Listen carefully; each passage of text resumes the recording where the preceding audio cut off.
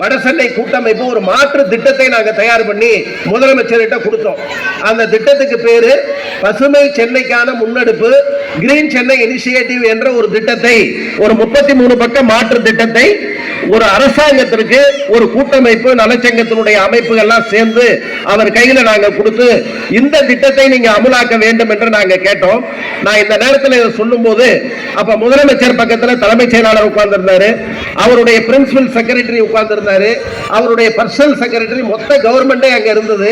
அப்ப மொத்த கவர்மெண்ட் கிட்டையும் நாங்க இதை சொல்றோம்னு சொல்லும் போது அப்ப நாங்க கேட்டுக்கொண்டது, நாங்க ஒரு திட்டத்தை கொடுத்திருக்கிறோம், இதை அமலாக்குவதற்கு நீங்க ஒரு வல்லுநர்கள் கமிட்டி அமைங்க, அந்த வல்லுநர்கள் கமிட்டியை அமைச்சு இதை உருவாக்குங்கன்னு சொல்லும் போது முதலமைச்சர் நிச்சயமாக அப்படிப்பட்ட ஒரு வல்லுநர்கள் குழுவை அமைக்கிறோம் என்று நமக்கு உறுதியளித்திருக்கிறார்.